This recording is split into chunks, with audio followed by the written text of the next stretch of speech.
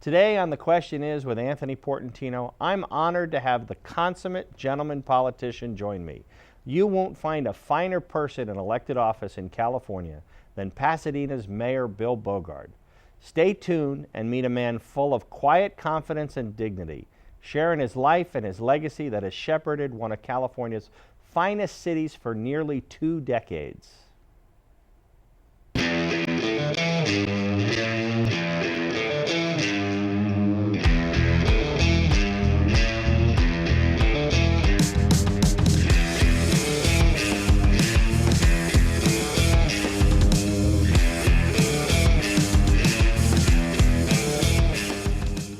Many just call him Mayor Bill or Mr. Mayor. He's a gentleman and a statesman that has healed many divides in his city. For our country, he brings in the new year on January 1st for millions during the Tournament of Roses parade. But he's leaving office early next year, which is having many wonder how his terrific and gigantic shoes are going to be filled.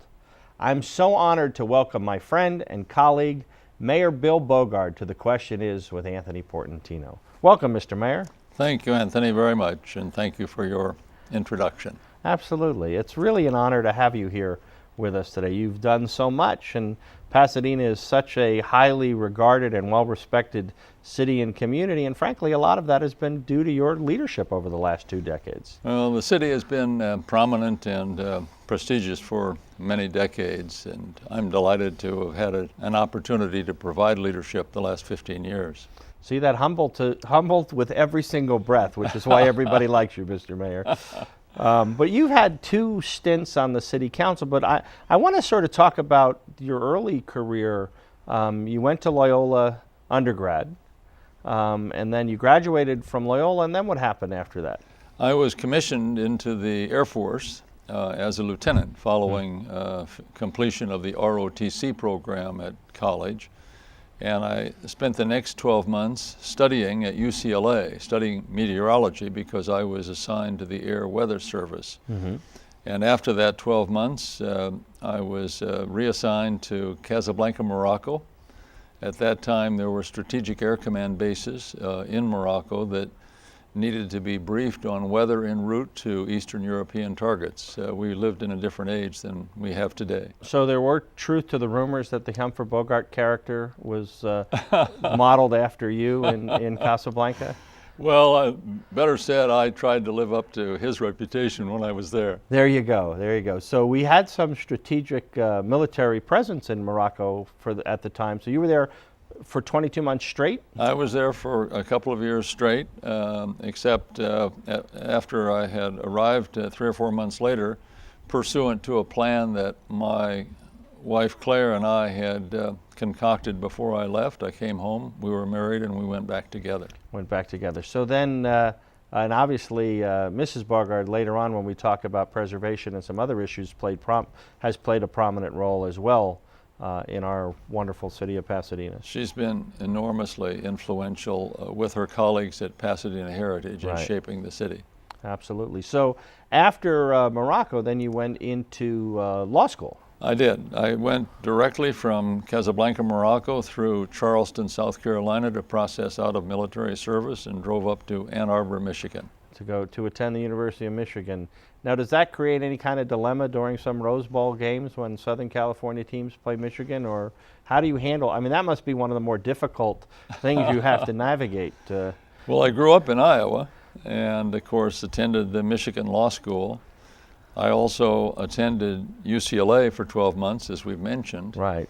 And then for a couple of years, I was a law professor at the USC Law School. This was before I took office as mayor in 1999. So I have some loyalties that are not easy to reconcile at times. I was going to say it's a good pedigree and a good resume, but on the sports field, I'm sure it presents some dilemmas from time to time. But obviously, that's one of the fun things, and what Pasadena is so well known for is the Tournament of Roses, and your true. Presence and leadership has been tremendous. Now, at law school, you met Dick Gephardt, who had a career not quite as distinguished as yours, but we'll give him some props. I should say, no, Dick and I engaged as freshman students, along with a couple of other friends, in a mock trial program that was used to expose the students to trial court or appellate practice. We studied cases, prepared briefs, and then we argued those in a moot court competition. And Dick and I, I'm very grateful, have been friends ever since. It's a shame he didn't become president, because then maybe you would have been Attorney General of our country. But it's always been, I've always enjoyed your references to him and your friendship and loyalty to him as he ran for president. Absolutely. You were certainly a big help to him. Then you went into, obviously, banking and into the corporate world and the downtown law firm world, and excelled. I spent about 18 years practicing law, doing financial transactions, mergers and acquisitions and public offerings, corporate board counseling. I was recruited to First Interstate in the early 80s and became general counsel of the holding company, and continued there for about 14 years before a merger occurred between First Interstate and Wells Fargo. And it was at that point that I was freed up to do something a little non-traditional, and I taught law at Michigan for a year as a visiting professor, taught law part-time as an adjunct at USC.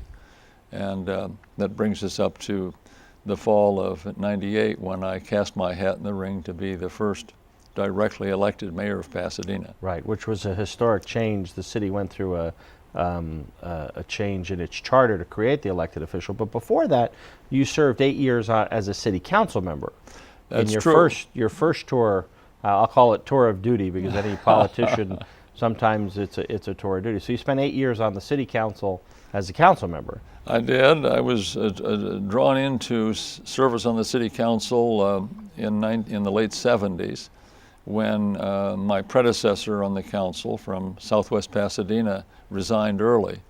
And I was ultimately selected to serve out that term, and ran again, served a total of 8 years on the city council, ending in 1986.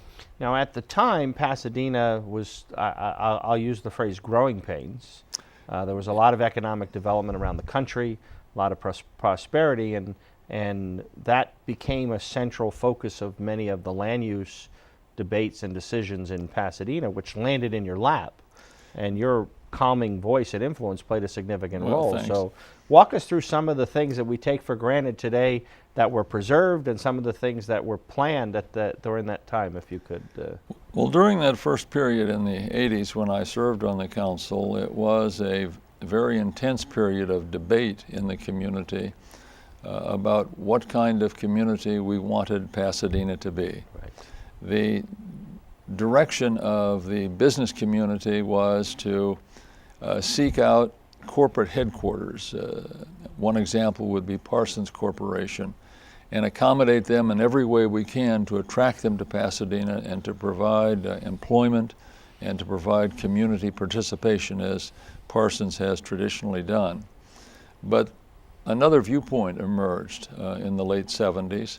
Pasadena Heritage was formed in 1978, and immediately set about to teach the community and City Hall that there was another direction for the city to pursue, and that was historic preservation, managed growth, and during the next 10 or 12 years, the debate about what the community's strategy should be for the future for economic development was intense. Right. There were lawsuits, there were initiatives, there were hearings with 300-400 people. Right. And you were ground zero for many of those conversations. Well, I was. I would say that the activism on the part of Pasadena Heritage was strong and took on a lot of weight. There was concern in the community about some of the demolition that had occurred. Right. Some things that had sort of were demolished before the conversation could happen. Exactly. Sort of galvanized people to say, well, wait a minute. And so there were several moratorium that were enacted, different strategic planning and land use decisions. No question. With each one having its own series of raucous public hearings. Debates. There's no question about it. It was an intense time, quite different, I must say, from the environment in Pasadena over the last 15 years. Right, right. And it was also at the time the city, wasn't it just turning 100 at the time? Wasn't it similar? Yes, I think the birth date of Pasadena was 1886, so it was going to a centennial. In fact, there was a preparation, a wonderful ceremony, a celebration on the steps of City Hall to celebrate the 100th birthday. Wonderful. And so you're navigating these different pieces of the Pasadena puzzle. Obviously, there was a proud business community at the time. Pasadena Heritage came about, and it really, we all know Old Town, and we all know the convention center. We all know the things that we enjoy very commonplace, but prior to that, they didn't exist. Well, they certainly didn't exist in the way that they do today. You asked about what are some of the threats that were overcome. The YWCA was sold by the YWCA organization because it was too expensive to maintain, and that building sits, in front of City Hall. It's a wonderful contributor to the Civic Center. The first thought of the business community was to knock it down and do something different. I would say the Colorado Street Bridge was under threat because it needed seismic work, and the idea was that we had a freeway bridge there, the 134. We didn't need the other bridge that connected the Arroyo neighborhood with the San Rafael neighborhood. Right. But once again, historic preservation stepped forward and was successful in saving that. There were other serious threats. Old Pasadena as a whole was under threat for demolition because that was the development concept that existed at the time. But ultimately, there was a very gradual change of mentality, starting to recognize that Pasadena could be prosperous and it could be unique. And hopefully those characteristics are true today. Were you the only lawyer on the council at the time? You might have been. I don't remember. You might have been. I don't remember. So, but I'm sure that you. There was a person named Don Yokaitis. He was a trial attorney, and Joe Heckman was a realtor. Ellis Jones, MD, was a physician. Jess Houston. Now, at the time, the city did not have an elected mayor. It had a rotating mayor. So there were 7 votes on the city council, and it rotated by the majority of the council. That's true. The guiding principle in the selection of the mayor every 2 years was seniority. Ah, okay. And that tradition never was broken. So it was a 2-year mayor's rotation based on seniority. It was. So did you got to be mayor during your first I had the privilege of serving as mayor under that methodology from 1984 to 1986. 1984 to 1986. And so many of the plans and I don't want to call them, let's call them heated conversations, proved to be productive, which during your second time in office bore fruit. Well, that's true because ultimately this took place after I finished my service in the 80s. The controversies came to a head. There was litigation. There was a litigation settlement subject to the city's adoption of a general plan that would be consistent with the principles that the neighbors, the activists, were seeking. And that general plan came to fruition in 1994. It called for urban style of development in the downtown, preserving our neighborhoods from intrusive development. It encouraged historic preservation. It viewed Pasadena as a regional center for arts and culture and academia and for business and jobs. And that very set of principles reflected in the 1994 general plan have guided Pasadena's development since then. during the 90s, there wasn't very much development. Right. But at the end of the century, at the end of that decade, the tide turned, the economy was strong, and a lot of development occurred. And that's when Pasadena, starting in 1999, started taking on its current shape. Right. Well, that is interesting both from a historical and an economic perspective. And when we come back on the question is, we'll see how the planning that Mayor Bogaard contributed to back in the 80s continues to guide the city today. Come back on the question is and hear more from the great mayor. 'Cause nothing ever gonna make this world better if we don't start believing that love really, really, really is the answer. Everybody join hands 'cause it's time now. Spread the love all over the world. Spread it all over the world. We're back on the question is with Anthony Portantino with Pasadena's great mayor, Bill Bogaard. In our first segment, we heard a lot about how the plans that were put in place in the 80s laid the foundation. I'm pleased to have Mr. Mayor here talk a little bit about how the city has grown, but also been protected from the laudable works that you and Pasadena Heritage brought about in the 80s. But before I do that, in addition to being, the gentleman politician, you raised your family in Pasadena. You have 4 children. We have 4 children, and they, for the most part, attended public schools. 3 graduated from Blair High School, and 1 graduated as a basketball player at Flint Ridge Prep. So again, you were artful in navigating the fight between Muir and Pasadena High School by having your children go through Blair. You were taken out of that divisive issue in the city of Pasadena. Right. Very artful of you. You mentioned in the first segment how important the arts are to Pasadena, and I would say there's probably no other city in California that puts as much effort into public art, into art night, into art walk. How did that all come about? It's a tradition that has long roots when you think of organizations like the Pasadena Playhouse, the Pasadena Symphony, the Norton Simon Museum, the Huntington Library, which are pillars of Pasadena's arts and culture legacy. You realize that they've been around a long time, but the people of Pasadena, the supporters of arts and culture, work very hard to create new opportunities.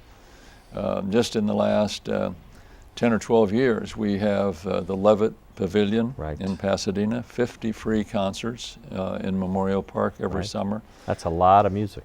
It is, and it's wonderful from my point of view to see that be available to everyone who wants to come and bring a picnic basket and have some fun, the old-fashioned way. The old-fashioned way. And a lot of people don't know outside of Pasadena that the Pasadena Playhouse is the state theater for the state of California. It was named the State Theater of California many years ago in its early years. Right, and I think that's something that we're all proud of locally to continue to do that, and it is a wonderful, beautiful venue that again has been preserved in its original state and thriving with its outreach and education programs that it does as well. It was acquired by the city to save it from a wrecking ball by a bank that was wanting to collect its debt. This was in the late 70s. And then the question was, what does City Hall do now? And the decision by the council at the time was not a penny more of investment will be made, but let's find a developer who's willing to front the cost. And ultimately, although there were a few knocks along the way, it was developed on that basis, saved and redeveloped and then reactivated. Right, and the latest reviews of Kiss Me Kate are phenomenal. So the Playhouse is doing very well due to the current leadership, and I compliment the executive director, the business manager, and the board. Right.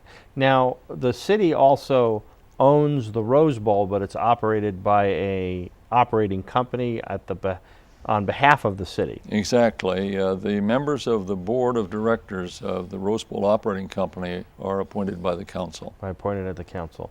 Now, during your first time in office, there was a rotating mayorship. During your second time, the city went through a charter amendment to create an elected mayor for the first time in the history of the city.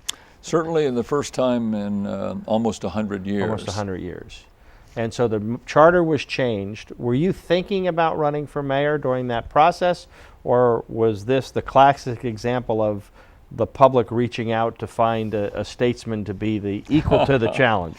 Well, I won't adopt either category, but I will say that when the voters in November of 1998 approved a charter change calling for a directly elected mayor for a 4-year term, elected by the city as a whole, friends came to me and said, listen, throw your hat in the ring, and we want you to be the first elected mayor, and we want you to set the tone for the position. And ultimately I decided to do that. It came at the right time in terms of my professional obligations. Right, and I think that's why we're all, sort of scratching our head right now, because you set that tone for the past 14 years magnificently. Well, thank you. And there were many candidates who ran. There were 10 candidates in that race in 1999. The race took place. The election was in March, and there were 2 leading candidates when the first vote was taken. My friend Chris Holden and I were the top vote getters, and we had a runoff in late April, and I was elected by the people. Right, you were elected by the people, and that created a council of 8 votes, which interestingly in the past 14 years you haven't seen that many 4-4 deadlocks, because with an even number of votes, it's conceivable that sometimes it would deadlock 4-4, but that hasn't happened all that often. No, and I think it's not likely to happen to be a notable experience of the council, even with an even number, because under our charter, it takes a majority vote to pass any matter. With 8 members, 5 votes.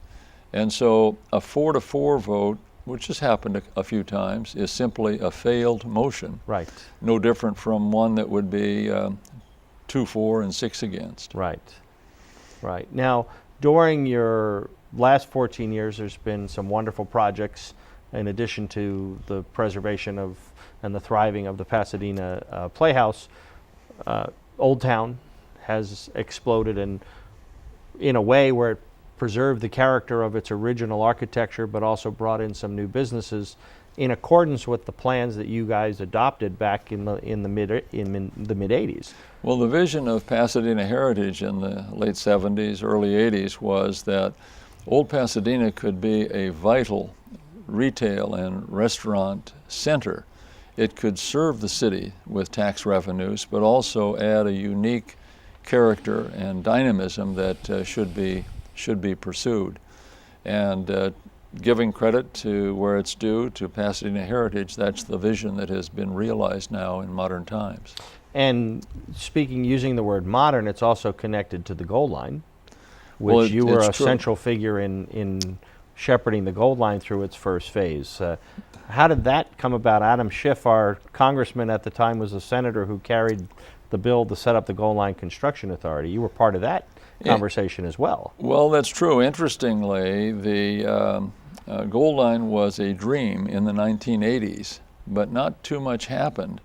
It was still a vision, a plan, but not too much happened until 1998, when Adam Schiff, then a state senator, was successful in achieving legislation which took the project away from the MTA, the Metro, and placed it in the hands of a single-purpose agency, the Construction Authority. And from that point on, Pasadena was very supportive of the project, but we had a lot at stake, 6 stations in Pasadena. Right. It moved forward and opened in July of 2003.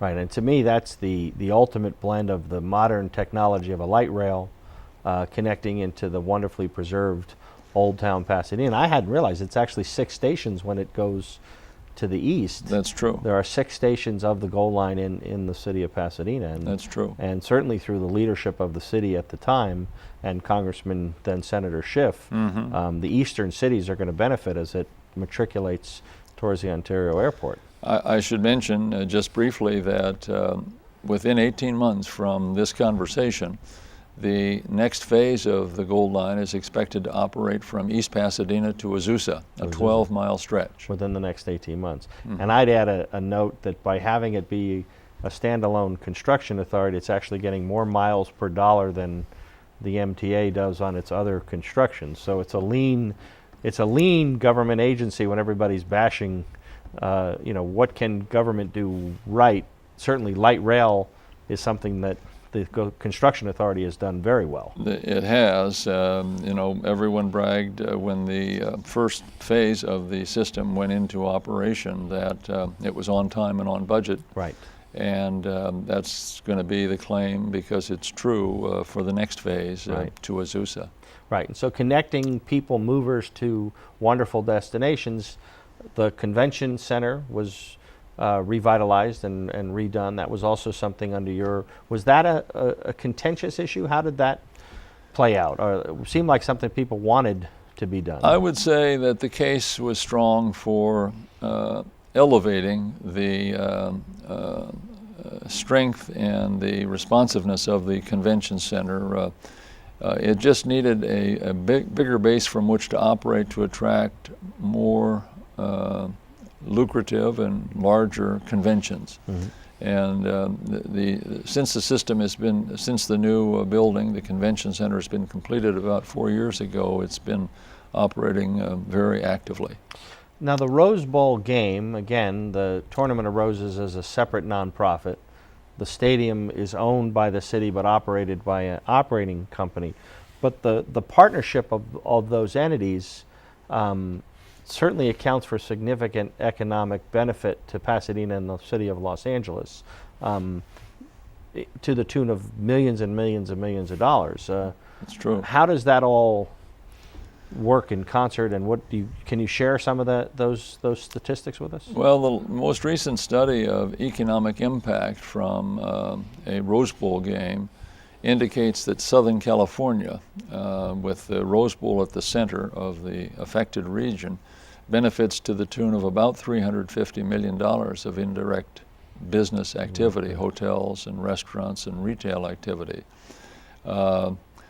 The Rose Bowl has been a great factor in Pasadena's strength and reputation and vitality, and the fact that we aren't able, because of limited territory and limited hotels, to capture all the benefit is really not a problem, because we capture enough benefit so that it's clearly worth continuing to support the Tournament of Roses in that great tradition. We've got about a minute and a half left. I do want to cover that in your capacity as mayor, you've also branched out. You were president of the League of California Cities, both statewide and LA County. You've played a significant leadership role in preserving local government revenues with Prop 1A. In all those places, you continue to be successful and effective with a very sound mission. How have you been able to start out in 1970s and here we are in 2014 and still be the same person? That's my curveball question. Listen, what did Mrs. Bogaard do well when you were growing up, for all those other politicians out there? I would say that I've just tried to participate in the life of the city on the opportunities that I had in the 80s and now presently in the way that comes naturally to me. I do think if people ask me, if high schoolers ask me, what's involved in your success as a leader, one idea that I propose is being a good listener. It's very important to listen and really understand what the viewpoints of others are if you're going to serve as someone who brings people together. Well, you certainly do that, and there's that old saying that the second most important part of a conversation is what's in it for the person speaking. And so I'm a fan, and I know the city is going to miss you after your wonderful, successful career, and Claire and everything you've done to preserve and make Pasadena what it is today. There are going to be big shoes to fill, and thank you for sharing your life and many of the career highlights with the question is with Anthony Portantino. Thank you, Mr. Mayor. Thank you very much.